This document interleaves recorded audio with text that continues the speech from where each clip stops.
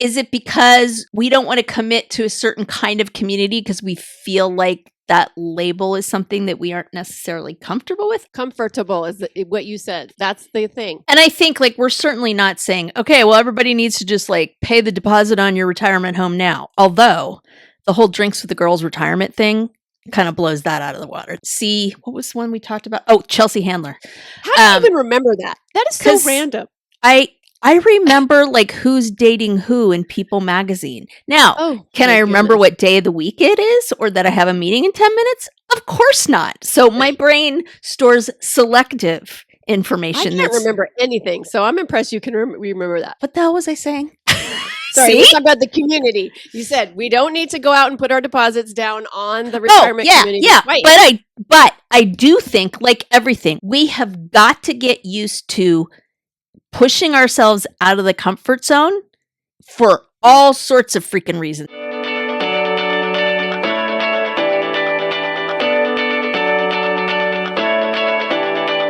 Welcome to Drinks with the Girls. Conversations for women over 40 around connection, change, and the power of female friendship. Living well with stories to tell. I'm Karen, and this is Lisa. We are moms and solopreneurs stepping into our own, diving into real conversations about things that matter to women in midlife. We're here to spill the tea on everything that affects women in their 40s and beyond. Topics like loss and grief, changing relationships, launching kids, menopause, and reinventing ourselves in midlife. We are here to tackle it all. Connect with us through a blend of our lived experiences, our friendship, the memory of our moms, plus a collection of real stories, honest conversations, and engaging interviews that will make women over 40 feel seen and remind them that they're not alone on this journey called life. Let's go. Welcome back to another episode of Drinks with the Girls. We have an interesting conversation today, one that kind of took Lisa and I actually by surprise, but we think you're going to really like it. But before we get into it, we're going to let you know what we're drinking. And today I am drinking Simply Pop. Ooh, I have one of those. Okay, listeners, a listener sent this to us. How cool is that? I should have poured mine if I'd known you were going to pour yours. How does it taste? Is it good? Darn. It's pretty good. Is yours pineapple mango? Mine's pineapple mango. Yeah, it is. Dang it. And it's a prebiotic soda. And I like I buy the orange juice by Simply. Oh, okay. Simply Juice. But so I'm pretty sure it's the same company because it looks like the same label. But, no sugar added, add zinc and vitamin C and some prebiotics and stuff like that. So it tastes good. It looks refreshing. And it was like 90 degrees at my house today in the middle of March. So not okay. But I do have a shot of vodka in here. Just full transparency. Oh my God. Don't ever give me shit about the Starbucks and Clean Talks combo again. You cannot have a pineapple mango little bubbly drink without vodka. I'm sorry. Hey, I'm not judging. I was the one that did the upper and the downer at the same time, like Judy Garland style. So, I'm fine. I am drinking. What are you drinking? It looks a little weird in this, but I am drinking in a mason jar because my kids have taken all my glasses. A mango peach energy fizz from Arbonne, and it is delightfully refreshing. I need a little energy. It's been a hata of a day in the corporate jungle. So happy to be. Do you really get energy from those? Like, can you tell? Can you feel a difference? Yeah, but I'm not like, that's why I like them. It's not like a rock star or anything like that. And it's got like vitamins and all sorts of other good stuff in it. So to me, it tastes like a healthy soda. It doesn't, the bubbles, well, I should say the bubbles last almost as long as the soda does, I think. But and I don't have it in there now. I throw extra crap in there just to keep myself hydrated because I'm pretty bad about that. I was pretty good in my trip recently, which was great because I think that's why the jet lag didn't totally destroy me, although for a couple days it was touch and go. But I'm always trying to find stuff to keep more hydrated. So Isn't it amazing how simple hydration and good sleep are? Like hydration and good sleep can just make all the difference. Yeah. No, yeah. And I have yet to hit that double, like, what's the word I want? Like double arrow, like doing both at once is what I'm trying to say with the words that aren't coming. Jesus, mother of God. Right? Where I'm like well rested, well hydrated. Like you would think it'd be nice to, and I mean, throw in like exercise consistently. My God, what could I not accomplish? Yeah. I'm with you.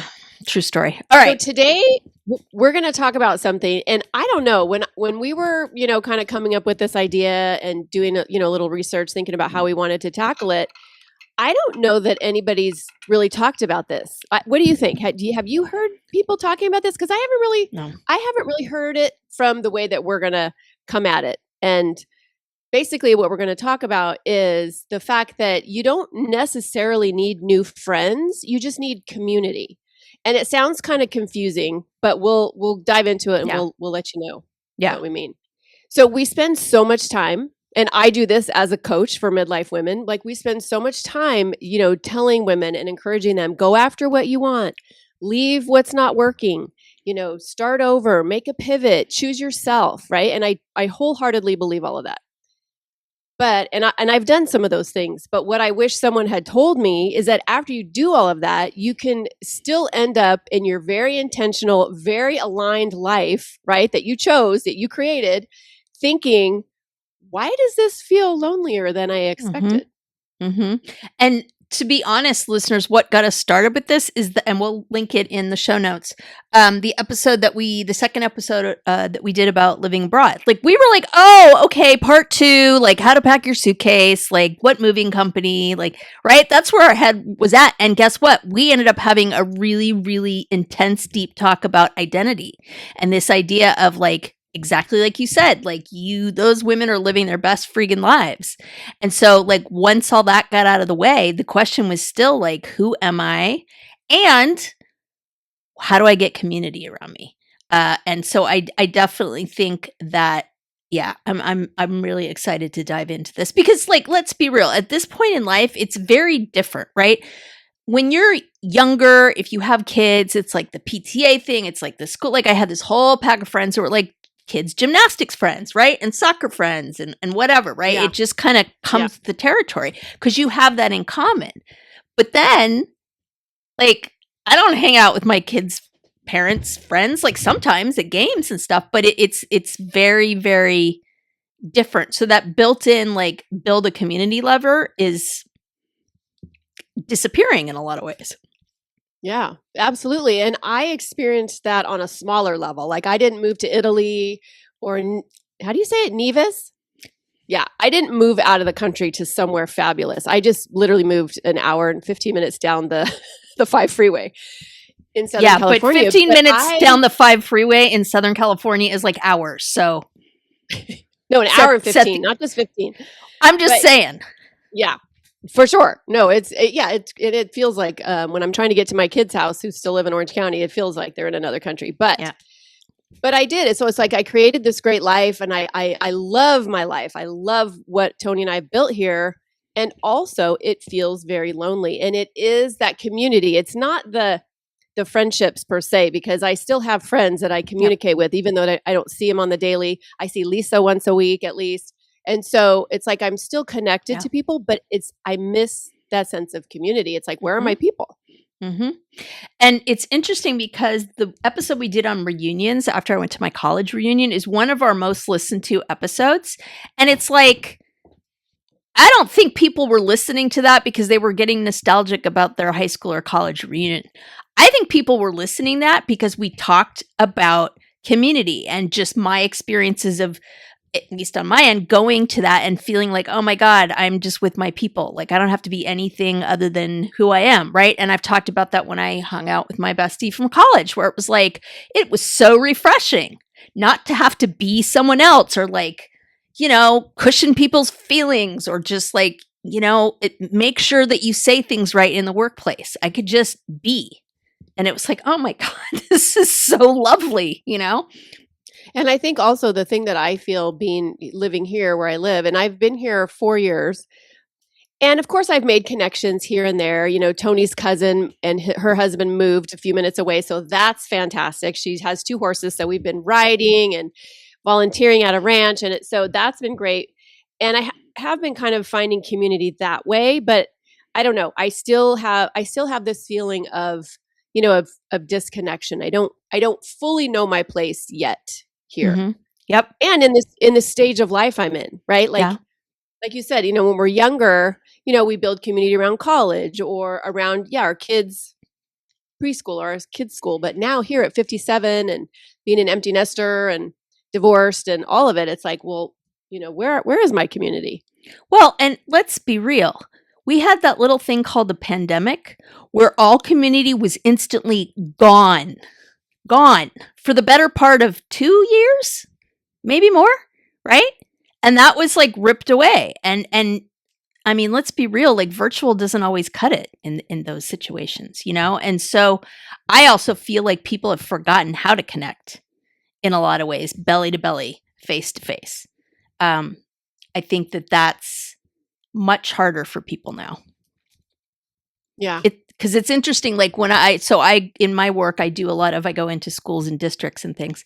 And it's always lovely when I do it because I miss like being around the kids in the classroom and people. And I always get along with the people that I meet with like a house on fire. And typically like I've met them usually first on a Zoom meeting and then we meet in person and it's like, right? It's so much easier.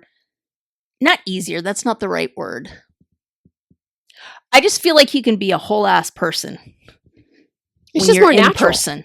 Yeah. Yeah. It feels more natural. You're not looking through a screen. Like, Lisa and I have touched on this, but she and I have not been actually physically in person in decades, multiple decades, right? So, and we do this podcast and we see each other every week, but man, oh man, would I love to just, see her cute face in person and give her a hug and like have a cocktail with her. Mm-hmm. So as much as I appreciate this medium, it's just, it's different when you're literally face to face, belly to belly, like you say, which I love. Yeah, for sure. I think the other thing that's tricky, and just because I so resonate with this, especially after going through my divorce too, because even if you don't move, if you go through a divorce, you do lose your community. Mm-hmm. Like people choose, people pick sides, period, end of story. People pick sides. And then also, if you've made this huge decision in your life and maybe there are still people who are quote unquote on your side or in your community, you kind of start outgrowing people. Because that's just the nature of, people who make big changes in their lives. Like, our girls talked about it on the Moving Abroad episode. It's like you can't help but outgrow people because some people stay the same. Mm-hmm. And when you make big choices and big decisions, it takes a lot of inner growth and strength to do that. So, and I really kind of felt that way, with my divorce and I guess kind of being okay with the new community I found of other divorced women my age, which are fucking bad at, which I love. But it's like, to I don't know, to just kind of go through the processes to fully step into that, like your new identity, I guess, like what, you were saying that we were talking about earlier. And let's face it, right? Like the media doesn't do us any favors. It's all like, Sex in the City, like Sisterhood of the Traveling Pants, like all these kinds of things that set us up for, you will meet your people and they will be your people for life. Right. And both of us are very fortunate that we have people that have been like that. I mean, Kara and I, but also other people that aren't connected to either one of us. And don't get me wrong, like I'm really grateful for that. But it is kind of unrealistic to think that you will be that connected to one person for your whole entire life and nothing's going to change that, like, I don't know. Some people I think are with us for a season. And some people aren't. But I think that kind of the thing that I learned is, number one, people are with you for a season, but also it's like there's different communities in different situations, like, and I'm just trying to think of a good example, but obviously like I have my work friends that I would not survive without. Right. I have people that I used to teach with, but I think the difficult thing is maintaining that. Right. That's the hard part. Yeah. And I think, maintaining friendships is hard enough. Maintaining a community is really difficult because that really needs its own engine. And like you said before, when your kids are younger, if you have kids, it's got that built-in engine. and it's just like feeding that stuff, right? So because it's not a choice whether or not you're going to take them to school, totally, and maybe chit chat with the other kindergarten moms on the playground at drop off and cry and on each other's shoulders, or you don't have a choice whether or not to take them to basketball practice when they're 9. So but as we get older, it's a choice, and we have to actively do something and seek out that community. We went to our HOA meeting last night. Oh, those are always fun. Somebody needs to do a reality show about those. Oh, good Lord. That would really be funny, actually. And I mean, I live on 3 acres. So it's funny to me that we even have an HOA, but it's for our roads. But Tony got roped into being of course he did a subcommittee, which he's fine. He'll do great. But I'm thinking to myself in the background, oh hell no. It's like these people are so lovely, and this could literally be a little built-in community. Yeah, but you're literally, nope. Literally in my community, literally my neighbors, and I'm just like, no, too much effort. Too much effort. They live near me. I'd have to get out of my house. But I've been on boards before, and it's like, I don't know. Yeah, that's not. Yeah, I'm looking for the wine drinking, I know, fun women of Fallbrook community. Yeah. And, it's interesting because I think it also kind of dovetails nicely when you think about quote unquote retirement and getting older, right? And both of us have talked very candidly about our dads and kind of the choices that they made in terms of being in community or not. I mean, my dad definitely not. Karen's dad, I think a little bit more. But that was really hard for both of them to get them to accept this idea of being in community because their space, their kind of things that were theirs are more important to them than that. Then we have people like my aunt and uncle who basically sold everything and went to live in Virginia in this basically cottage in this really bougie retirement village. And they are happy as clams. Their medical stuff is right there. They can go to dinner if they want. And it's full of activities and people around them. And she's at first she was yeah, the whole thing where we realized we're living with old people. Yeah, took us a while to absorb, but then I was well, shit, I am an old person. Hey there, I'm Lisa Corricello-McDowell, your midlife Pacific Northwest princess, here to guide you in the art of next leveling your life. I'm passionate about women's health and wellness in midlife, especially for moms parenting kids with unique needs like I do. I truly believe we can learn, grow, advocate, and care for the planet while taking care of ourselves and our families. And I'd love to help you do the same. And I'm beyond excited to tell you about my membership for maxed out mamas just like me, the Empowered Parent Collective. It's a space for parents to confidently advocate for their kids, build inclusive communities, educate themselves, and find balance and support along the way. To find out more about the Empowered Parent Collective, my classes, wellness offerings, parenting tips, advocacy resources, and exclusive Drinks with the Girls goodies, head to nextlevellifewithlisa.com. Let's survive and thrive in the messy middle together. I mean, is it because we don't want to commit to a certain kind of community because we feel like that label is something that we aren't necessarily comfortable with? I don't know. Comfortable is what you said that's the thing. It's your comfort zone. And I'm just going to talk about my dad for a second because he passed away last month and it makes me happy talking about him. But when I would take him to, because I wanted him to, because he was alone. After my stepmom died, he was alone. And, he was 85 and feeble. And we were, of course, afraid he was going to fall. But also, he has so much to offer still. He was still mentally, there. Mm-hmm. And so we just wanted him to have some friends and have, somebody to eat dinner with and sing with and whatever. And anyway, so I would take him and he would indulge me. We'd go to these different places and, we were having lunch one time and he tells me, he looks around and he goes, "There's nothing but a bunch of old people here." And at the time he's 83. And I'm looking at him and should have been using a cane, but wasn't because he was too stubborn. But I looked at exactly. Him and I said, "Dad, you are an old person." And that sounds newsflash. I'm like, "Dad, these are literally your people." But he could not. Yeah. He just couldn't. He couldn't see himself there.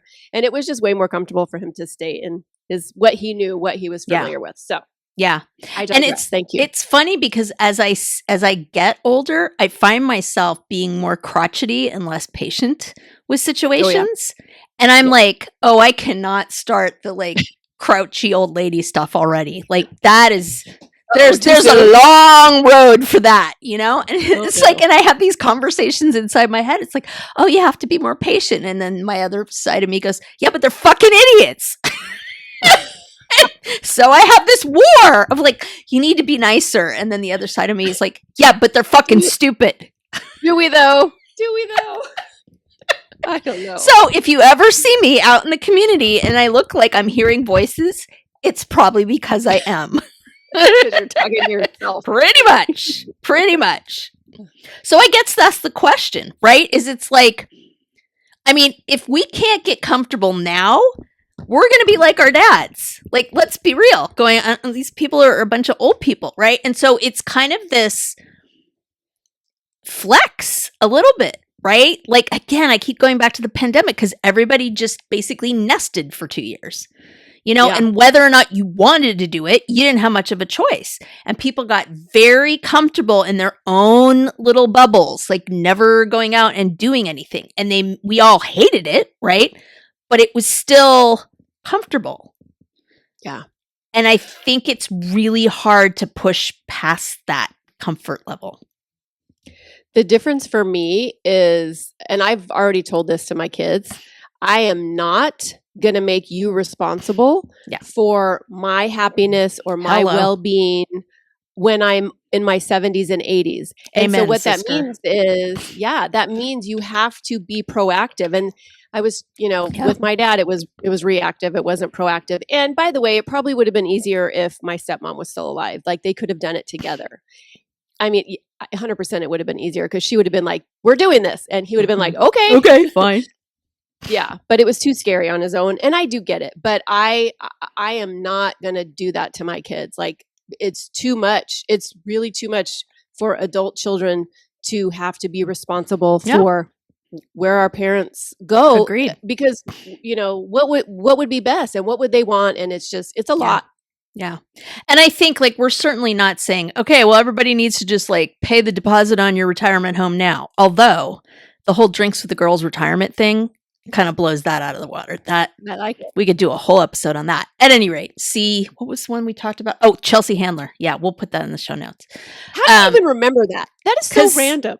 I remember like who's dating who in People magazine. Now, can I remember what day of the week it is or that I have a meeting in 10 minutes? Of course not. So my brain stores selective information. I can't remember anything. So I'm impressed you can remember that. Anyway. I mean, I guess I need to find my trivia queen I don't freaking know. At any rate, what the hell was I saying?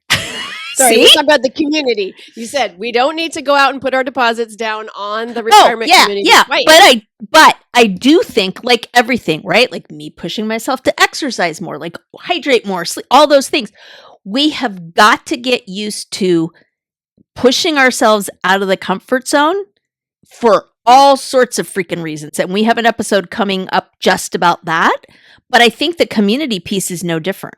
Like you just can't expect to go out there and expect it to be like the PTA or in my case, like my college, right? It's just not. And that's not kind of what is going to do it. So I think it goes back to just like, I don't know. I think back to the advice that my mom gave me, which sucked, but just find a nice boy in church, like, yeah, that didn't work out so much. Right.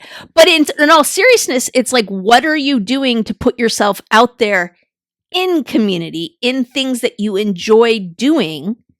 Yeah. Because that's where your people are. Right. And I think also this idea of like, you cannot expect one community to be all things to you. Like, it'd be nice, but this isn't Little House on the freaking Prairie, like it is.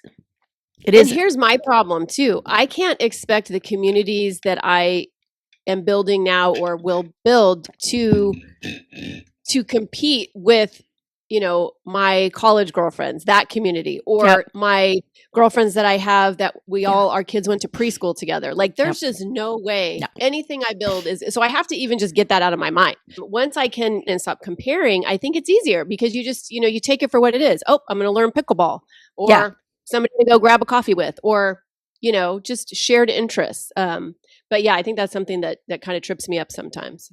I think the hard part is when you're in that moment, right? You're like, oh, it's going to be like this forever. I'm going to have these friends and we're going to always be in touch and blah, blah, blah, blah. And life will not get in the way and blah, blah, blah. And it's like, it's not like you're going through that space thinking, grab it while you can, and it's hard because then that becomes the measure. And it's just unrealistic. Well, like you said earlier, nobody tells you when you're in your 20s and 30s that people are in your life for a season. Like that and I think that's good information to have when you're forming relationships. Hello. If you're feeling weird or off, or your intuition's telling you something about a friendship, you can fucking listen. It's like permission. You don't have to be besties with everybody.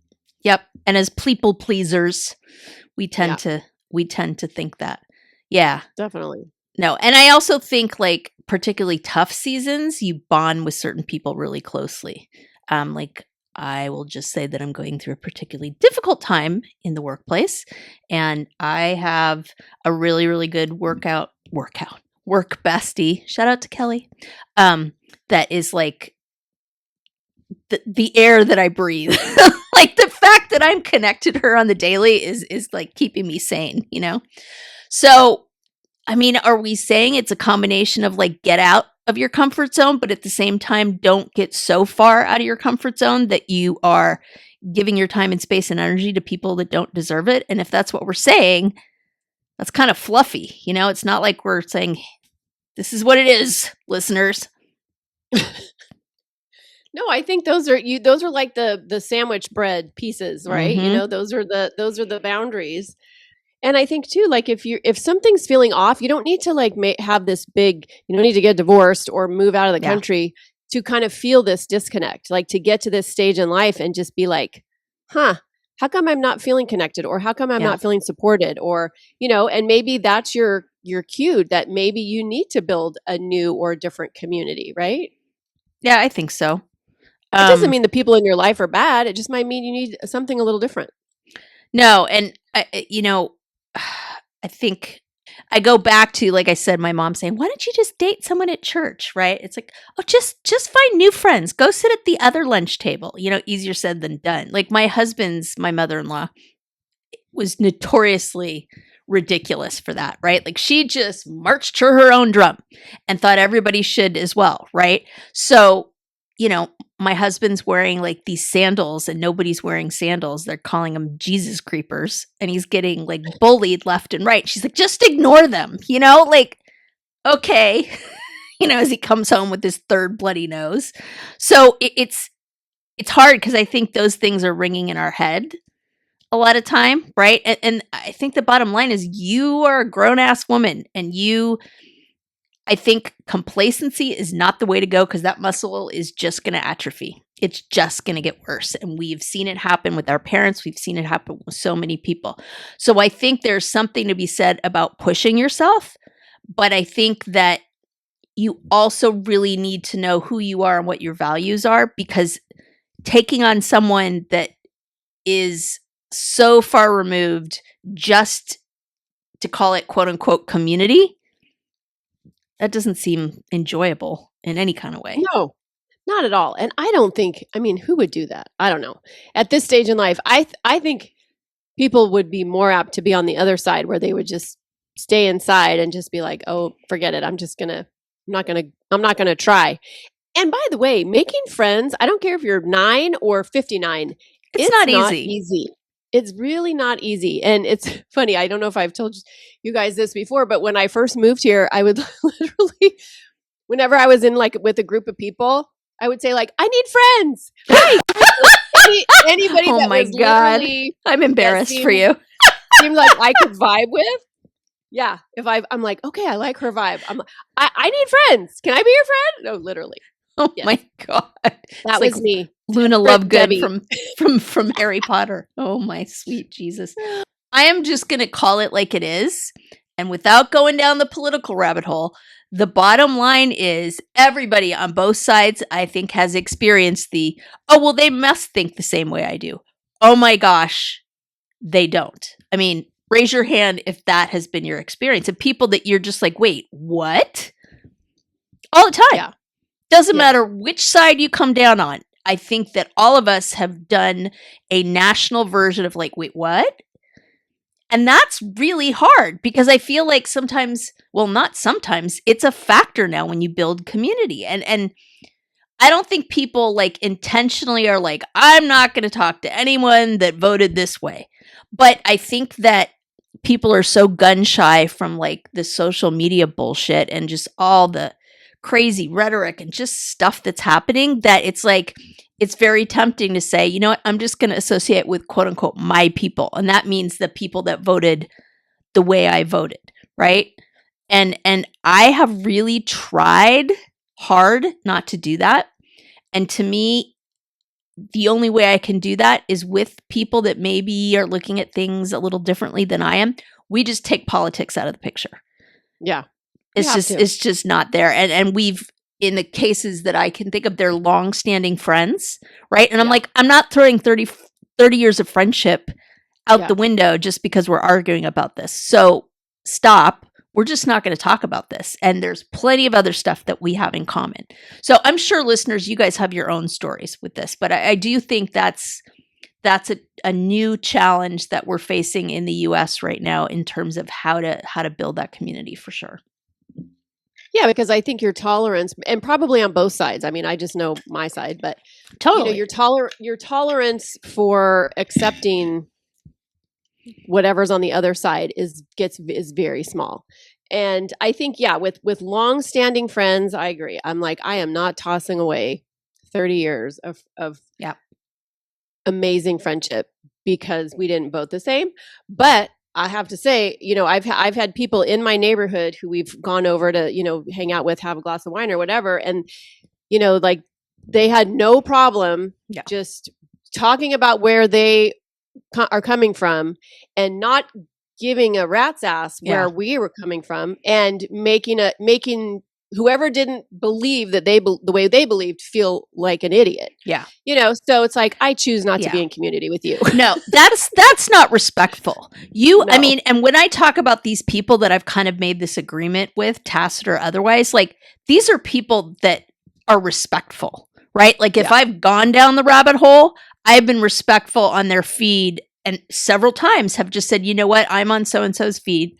I'm going to respect their viewpoint and just leave it to them as to whether they want this discussed on their feed. But you have to have that mutual respect. Otherwise, there's just no point. You can't be the only one being like, okay, Yeah. Yeah. My name is Karen Shatafian, and I am a shameless coffee addict and empowerment coach for women, and my love language is authenticity. My mission is helping women unapologetically design a life they're in love with. Because what the hell are we waiting for? My website, KarenShatafian.com, has all my coaching packages and free offers like my Midlife Reclamation Guide. In it, you'll find tools to help you decide how to create the most inspired and empowered version of yourself and your life. You can find me on Facebook and Instagram talking about ways women can show up for themselves after decades of showing up for everyone else. Join me as we throw off the shackles and live our best freaking lives. See the show notes for all the details. Cheers. What about I think, building a new community or a new community for yourself is exciting on one hand because you're a different version of you than you were 20, 30 years ago, even 5 years, even last week, for God's sake, right? So you're a different version of yourself. And I mean, I've had friendships that haven't evolved with me over time. And those, unfortunately, they fall away. But I guess that's what we were referring to. That's, they're here for a season and there's nothing wrong with that. It doesn't mean there's any animosity. But I think that's a fun thing about building a new community is you get to be who you are now. Yep. People aren't relating to you, when you were 19 and doing a beer bong in the frat house, which there's nothing wrong with that, by the way. But yeah. I mean, I guess it is a recipe of, what's the word? Titrating that that's not the right word, but titrating that comfort zone, right? And just like, what's the sweet spot of like pushing myself, but not like being so far over the edge of the roller coaster that you're like, oh, no, we're not doing that drop. I don't know. In particular, I'm thinking about Shannon Whaley's story on the Our Living Abroad podcast. And really, she was very vulnerable and real, like all those women were. Like, I was so thankful that they chose to really be transparent about their struggles. Like, what a gift, you know? I mean, it was incredible. And that's a lot of how this kind of grew out of. But I mean, she was really just like, my life is pretty insular right now because, you know, and she just kind of ticked off like, I'm this, I value this, or I'm doing this right now, but these are the kind of people that are attracted to that. So, you know, in her situation, in her case, she's making a choice to be, please hold. Gotta love your estrogen patch alarm. Keeping it real, just keeping it real. I think we should keep that in. Don't edit that out. Okay. At any rate, yeah, she was very forthright about like, yeah, this is just kind of the season I'm in right now because I have made the decision to live my life this way. And that is more important to me than having a bunch of people around that I don't vibe with. Yeah. And I just thought of this right now, but like, let's, you know, you spend, or at least I'm going to speak for myself. I feel like my 20s and my 30s and even my 40s were a whirlwind, you know, because you're figuring out who you are, you're going to school, you're finding a job, you're finding a person if you want, you're maybe having kids, you're getting a house if maybe, you know, you're just kind of doing all these things. And then when we get to this season of life, we have an opportunity to just be with ourselves. Yeah. And that's hard for some people. It's very hard for some people, but like just what an opportunity for, you know, just for growth and for introspection and just deciding what do I like? Who am I? What do I want?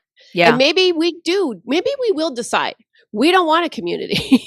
Maybe we'll decide I just want Tony and my chickens and I'm good. My kids. And that's it. And maybe I'll talk to Lisa once a week and record it, but that's it. That's as far as I'm going. So, I mean, I don't know. Listeners, let us know. Get in our inbox. Send us an email. Like, we really want to know where you're at on this because I'm curious. And it's really interesting because, you know, much like teaching, you wear a lot of different hats. And I'll go back to my job. I interact with a lot of people on the daily, and I have to interact with them and learn about what they want and kind of where they've been and what their history is and talk to them about like where I'm coming from and how I can help.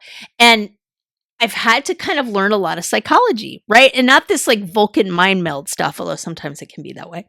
But I was thinking about this on this trip that I went in, and I was in a meeting and I kind of had this idea of where I wanted it to go. And they kept going in a different way, most particularly this one particular woman. And it finally dawned on me. And it was like, she just wants to talk and share and talk about where she's at with her students and the challenges that she's facing. She doesn't need you to solve the problem right now. You just need to let her talk, you know? And so I think it's kind of being able to really ascertain where someone is at and not holding them, that's not the right word.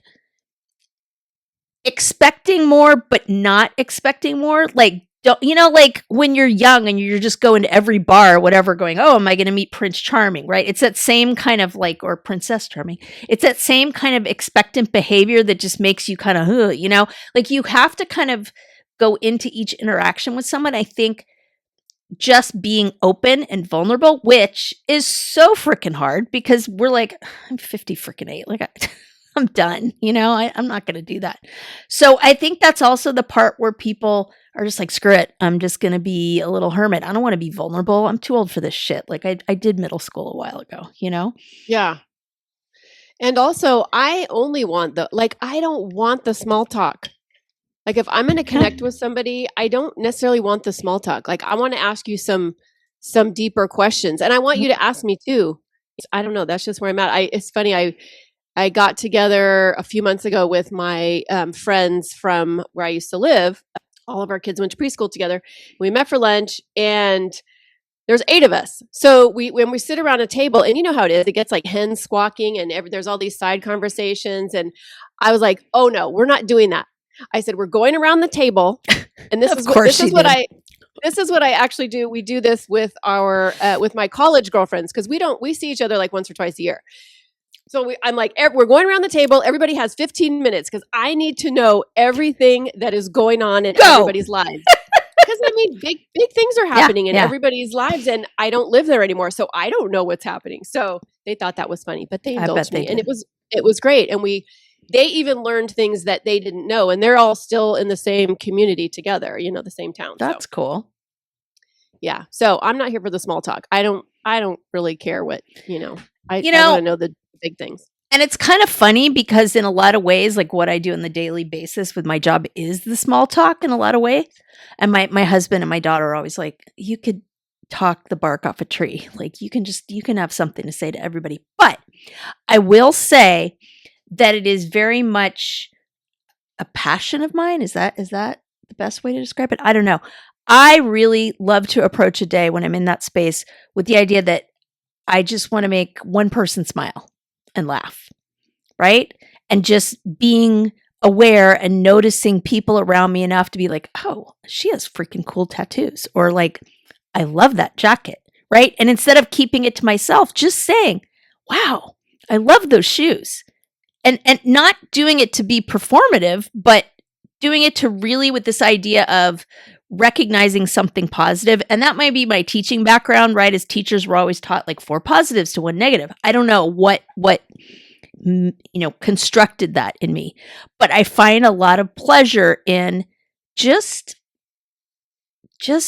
noticing something positive about people that I may not know, because it's just like there's so much garbage out there, right? It's just, if I can put in a few little positivity sparkles during my day, I feel like I've like deposited to the bank of like happiness in the world, which God knows we need massive deposits. I'm a terrible person. I'm a terrible person. I don't think I've ever thought that in my life. Oh, I just want to make them happy. If I could just no, but not happy. I'm not going like, please make you happy. I'm just saying, going with the expectation of being very present wherever you are and just noticing things and pointing them out to people. That's all I'm saying. It just requires really being, and it helps me too, right? I'm not like worrying about stuff. I'm just like, that's in so the perfect moment for you. I love that for you.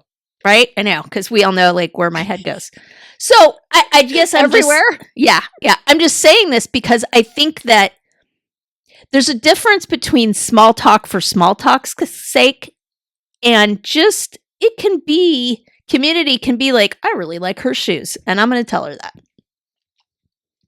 Right? Or the mom whose toddler's flipping out and she's freaking out, and you just go, you know what? You're doing a really good job. I know you don't think that you are, but you are, right? And I'm not thinking she's going to turn around and be like, oh my God, you're my best friend, right? But I know I sure as hell would have appreciated someone saying that to me when I was in the middle of it. And I got the opposite. I got the judgy, like horrible comments when my kids were having meltdowns. And so I'm not going to contribute to that end of the story, but I can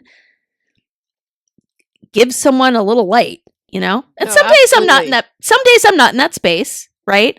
But yeah. I just feel like that's one thing I can do to make the world a better place. And again, just put some positive deposits in that bank, Yeah.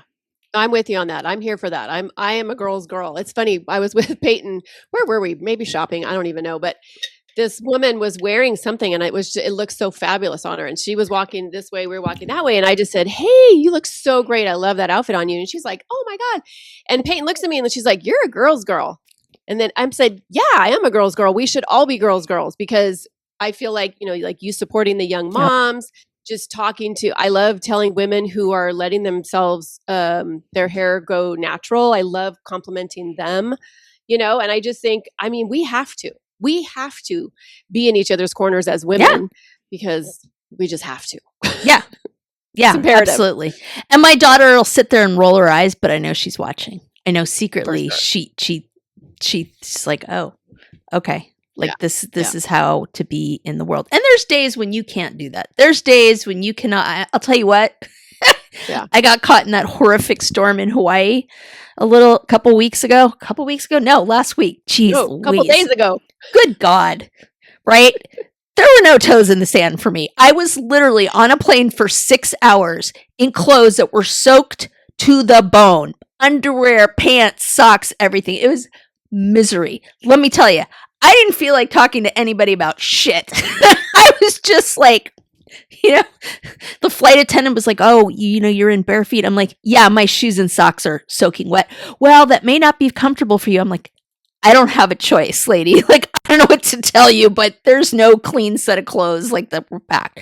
So yeah, in that space, I wasn't going to be a bitch to everyone, but I did not want to talk to anybody. I just wanted to get through my own misery and get to the other side of it. Yeah. There's no glimmers coming out of you that day. Oh, hail to the no. So let's talk about what actually helps. Because, like Lisa and I were saying, it's not just like, oh, go make friends or just put yourself out there, right? Like, what are some real things that we can do to build community? Yeah. So the first thing we could do is find the spaces where people are willing to be themselves. It's not, you don't have to wade through the bullshit to find out who they really are. It's conversations that actually you can connect on. And I think that's how we've built our community up until this point. It's like, my girls who our kids went to preschool together, right? It's like, we didn't know what the hell we were doing as young parents. Like you're all winging it. And so when you can bounce ideas off people or be like, oh my gosh, that's so hard. Or what a great idea. I think that's how you do it. And like I said earlier, I just don't have the energy for anything less than something that's going to be real. Well, and spoiler alert, those conversations are not on social media. I know everybody thinks that can be a substitute. There's just no substitute for belly to belly conversations. And I get it, right? Like Shannon talked about the fact that, she would take her phone with her and have conversations with her people. And I get it. There's a time and place for that. But I would just quietly suggest to people that it needs to happen in real life a lot more than I think we are feeling comfortable doing. And I think that's part of the whole push yourself out of the comfort zone thing. Yeah. And I'm saying that to myself as well. Believe me, there are times where I'm like, oh God, I don't want to see a single person today. Thank God my job's virtual. I get it. Believe me. Yeah. But then you get so comfortable not seeing people. That's where I'm at. See? It's I'm so comfortable just chilling with my chickens, my dogs, my man. It's like, I FaceTime the grandkids and the kids and I get to see them, several times a month. And so that fills my cup. But yeah, it's like, do I really need to go out of the house? I've told you about my passion for the work mullet, right? Right. Yes. Party on the bottom, yoga pants, business on the top. I freaking love that. Every day I wake up, what are you grateful for? I can do the work mullet today. It can't always be. I freaking love that. But again, that comfort level can be dangerous. I have to be able to do that. And that I think goes along with the next suggestion, which is being willing to initiate and feel a little awkward, right? For every time I was like, oh, I really like your shoes, there have been people that have been like, and then I'm like, well, I guess she doesn't need any positivity in her life. She ain't getting any from me, right? There will be times when people aren't ready to receive that. And I think unlike middle school, you're now in a position to be, that's more about them than is about me. And I dropped my quarter in the positivity bank. It wasn't well received. Next. Okay, quick pause. Have we talked about the Pod Squad lately? Oh, the Pod Squad. You mean our email list /VIP lounge /digital wine club? Exactly. So listeners, if you're not on it yet, you're basically making life harder for yourself when it comes to podcasts.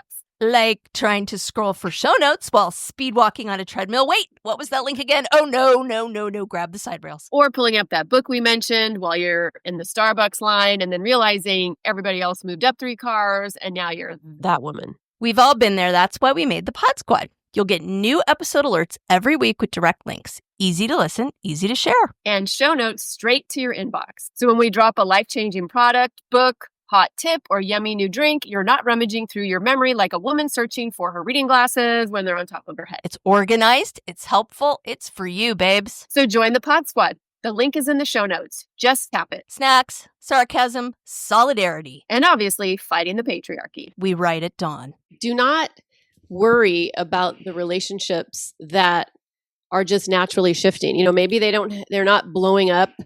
You know, there's not like a big thing that happens. It's just, just either fades away or it just has a quiet little shift, and maybe you only, connect every once in a while, but not every relationship is meant to go deeper. Like, some people don't want that, and you don't need 400 friends on that level. Like, I don't know how you would do that emotionally. And I also think that as women, excuse me, we are DNA coded to look at the number of our relationships and the depth of the relationships that we have to be our sign that we are a good person in the world, right? Yes, we want to be successful at work, right? But it's very different from men. Like, my husband has very few, he really doesn't have male friends that he'll hang out with. Like, there are people that we hang out with as couples that he would do something with the male partner in that relationship, but it's not like me. Like, he doesn't need to go every day and talk to people. He's like, I have you. What do I need that for? And I'm like, oh, dude, that's not a good place to be. But I digress. Yeah, I think that that's part of it, is we have this invisible tally sheet of okay, I have all these friends and da da da da. And when somebody kind of erases the hash mark, there is that feeling that I think we all have to fight, that, oh, that means I'm less than. They rejected me. Whatever, and that's, I just think, part of being a woman. It's the good girl conditioning at play, Mm-hmm.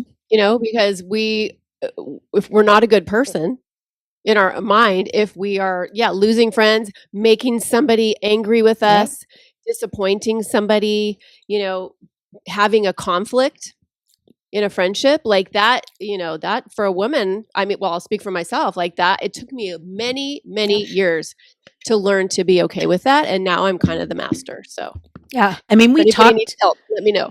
We talked about that. I can't remember what the episode was called, but we basically talked about friend breakups in some episode and how painful those can be, more painful than a relationship breaking up. And a lot of times. So the other thing that those of us impatient girlies need to realize is you need to give it time. Okay.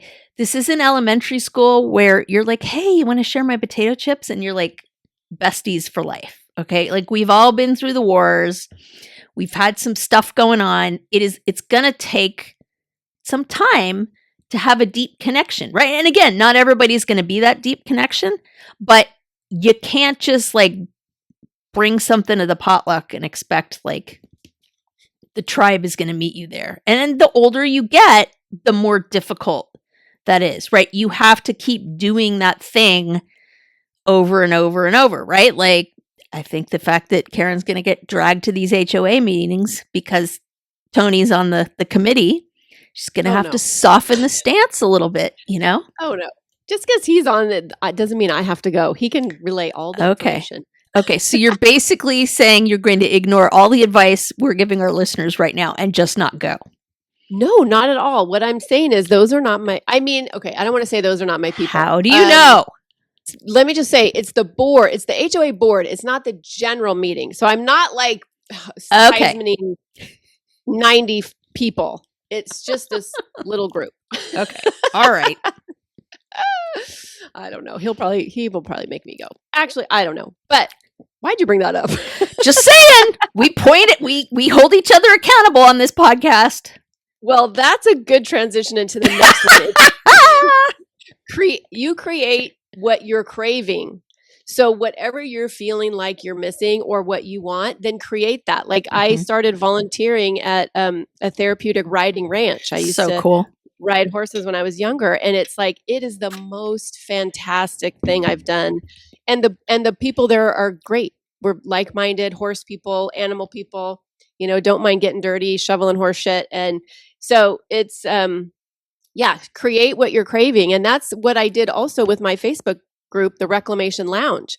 Like I needed to be in community with other bold women who are making big choices in their lives, who are not settling for mediocrity, right? So I created this group for them as well as for myself. So create what you're craving. Yeah. And I think this podcast is a perfect like period on the end of that sentence. Like talk about create what you were craving. You know, I mean, we started this because we felt like we had something to say, not to preach, but something to say to women like us, and felt like the things that we were dealing with were the things that you guys were dealing with. And that maybe, just maybe, there was a community out there that might be in need of that. And guess what? You all showed up and you continue to show up. And clearly we're talking about stuff that you want to listen to. And guess what? That is community, right? We're just saying, don't make the community all in your earbuds. Like, we love you. Don't get us wrong. Like, keep showing up, but you got to do the IRL stuff sometimes too. Yeah, definitely. So let's talk about some takeaways. Lisa, what do you think? If somebody is listening and some of the things that we've touched on today are really, resonating for them or it struck a nerve, what do you really want them to take in or walk away with? I really think that this is a process of push yourself a little bit, but don't be hard on yourself. And that's such a mushy thing to say. Like, that's been my frustration during this episode is like, I feel like it's like, we're kind of contradicting ourselves in a lot of ways, right? But I think that you have to get to the point where you know yourself well enough to know when you're bullshitting, right? Like, for example, I've been wanting to do this adult hip hop class every Thursday for like 6 months now. Have I gotten my ass out of the door on a Thursday? No, there's always something that needs to happen, right? And again, because I have these conversations in my head. I've had this conversation with myself multiple times where it's like, get your ass out the door. It's Thursday. And then the other part of myself goes, yeah, but it's freezing cold and it's raining and I'm so comfortable. And oh, I never get time to spend with my husband. Right. And so you can see who's winning the side of that argument. Right. So I totally get it. Like this is this is a daily struggle. But I do think that you have to kind of find that groove of what am I too comfortable with? And what is a non-negotiable for me? And only you can decide that, right? And the one thing I do know is it's a little more out of your comfort zone than you think it is. And you don't have to be tolerant of someone's ridiculous bullshit for any second longer than it takes to identify what it is, right? That's the ruler, I think, really. I love it. Did I ever tell you I did a hip hop class? I think you did at one point. Oh, it was awful, but I'm not a dancer like you. It was awful. I was scarred for life. Listeners, here's the harsh reality. Lisa is a dancer. I am not, but I love to dance. It's just like singing. I love to sing and dance. I cannot do either. But I signed up for a hip hop class because I tell you, my 40s were all about pushing the edges, doing uncomfortable things, and having fun. So I thought, okay, I'm going to learn all these cool moves that I can use when Tony and I go to the 80s bar. Oh my dancing, God, that's adorable. Right? Like, that's adorable. Okay, wrong. We had to do a freaking program that was you could put on with the for the community. Like I had to learn a dance, and I can't keep time. I can't. Girl, you should have called me because I would have been like, I don't know that this is the right venue for this particular bucket list item. I'm looking in the mirror and I know I'm supposed to go left, but I'm looking in the mirror, so I go right, so I go the wrong way. No, but it was a heck of a lot of fun. I had a couple of girlfriends that did it with me, and they were way better dancers than me. And I just have to say, I put my foot down at the community show. I'm like, oh hell no, I'm not getting up on a stage Hard in front of pass my community and trying to dance hip hop. No, but I did it. It was fun, and I did the whole class. I didn't dip out after. Good girl. But anyway, that's a fun memory. So I want listeners to walk away from this episode just thinking, like, if you are in that place, because I've been in that place where I've made this big move, I've created this great life, and it's like I step back and I go, wow, why do I still feel so lonely?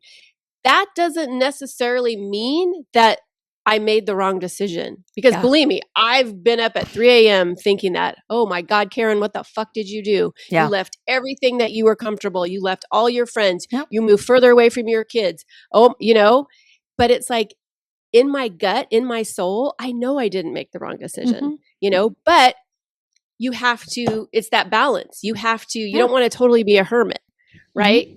So just because you might feel like this big decision caused this loneliness, just take a step back and just assess.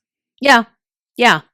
And I think it's that whole magical thinking piece that we talked about again in our, that episode was just so powerful, like to be in the room for that. Listeners, if you haven't caught that, you really need to listen. It was magical. It really, really was. And they talk about this, Are you right? talking about the moving abroad one? Yeah. The second one we did, because like every single one of them was like, look, I didn't go into this expecting that all my problems would be magically solved if I could just move out of the country.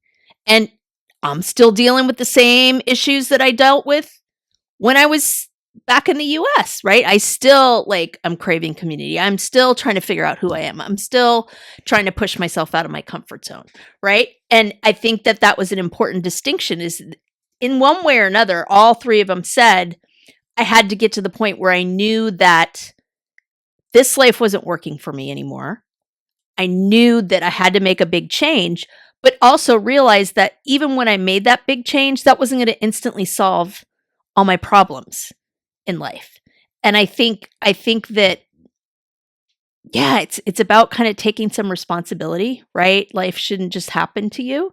I think you have to kind of do there and then just leave a little room for the magic zhuzh at the top to show up, Oh yes, the magic. Here for the magic. All right, listeners, thank you so much for joining us. We had a lot of fun on this episode. This episode was really important to us. And I hope that you enjoyed it and you walked away with a little juicy nugget that you can apply to your own life. What else, Lisa? Hey, email us.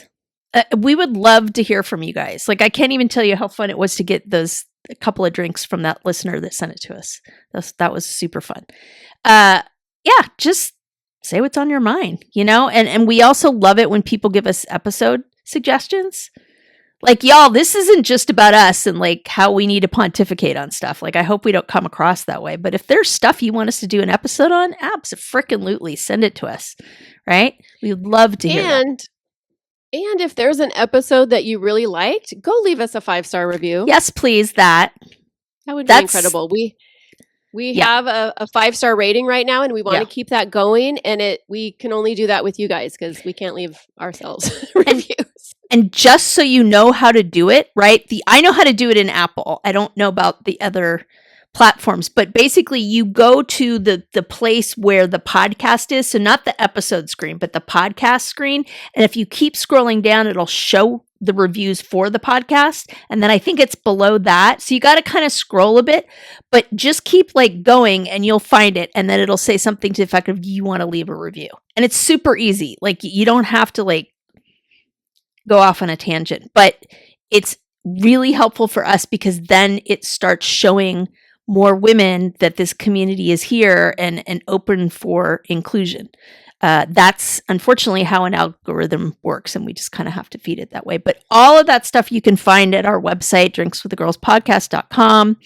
Join the Pod Squad. That, again, we keep talking about that. That is going to be key to Drinks with the Girls 2.0, which we're not quite ready to announce yet. But do us a favor and jump on that. We're going to send the show notes to you right in your inbox. You'll have it every week. You won't have to dumpster dive for episodes, but we have a lot of super exciting stuff that's coming up on our 2-year anniversary. Holy Mother of God. That we'll kind of be announcing over the next few months. All pretty cool stuff. So, listeners, here's to pushing yourself outside your comfort zone, but not so far that you fall off the cliff. So that's how I'm going to categorize it, right? Cheers, everybody.